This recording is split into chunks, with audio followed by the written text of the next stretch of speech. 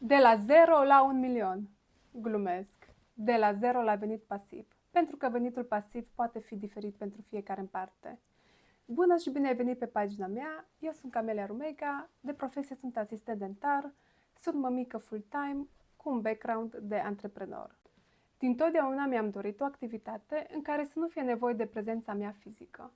Am descoperit întâmplător vânzarea de produse digitale cu drept de revânzare și de atunci pot să spun că viața mea s-a schimbat în bine. Eu am ales să promovez această afacere pe Instagram, dar alegerea îți aparține. Sunt atâtea platforme cum ar fi TikTok, Facebook, Threads sau alte platforme sociale unde poți să îți promovezi afacerea. Dacă ai descărcat acest ghid gratuit, înseamnă că ai nevoie de o schimbare, iar eu îți voi prezenta în continuare toți pașii de care ai nevoie pentru a ajunge la succes. Nu îmi doresc să folosesc termeni de specialitate pe care nici eu nu i-am înțeles la început. O să explic pe înțelesul tuturor ce am făcut eu pentru a ajunge la acest nivel.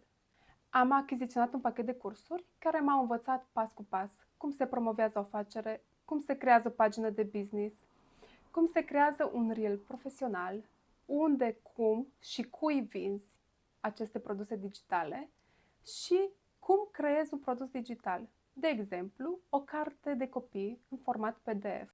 Atenție! Toate cursurile sunt cu drept de revânzare, deci tu faci bani prin vânzarea acestor produse. Pasul 2.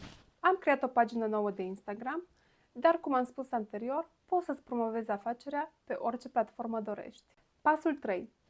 Mi-am creat propriul magazin unde vând aceste produse digitale. Știu că poate termenul de magazin te sperie, pentru că pe mine m-a speriat la început, dar de fapt este o activitate care durează doar 30 de minute, platforma este foarte, foarte simplă și ușor de utilizat. Și cel mai important, îmi promovez afacerea prin Reels. Ce înseamnă un Reel? Înseamnă un video în care pui un cuvânt captivant și un text ca să atragă clientul. Avantajul principal este că nu e nevoie să te afișezi. Primești bonus la pachet peste 1000 de video faceless ca să ai conținut pentru tot anul. Dar eu recomand tuturor să se afișeze, nu așa cum afișez eu neapărat, dar într-o mică măsură pentru a crea acea conexiune cu clientul.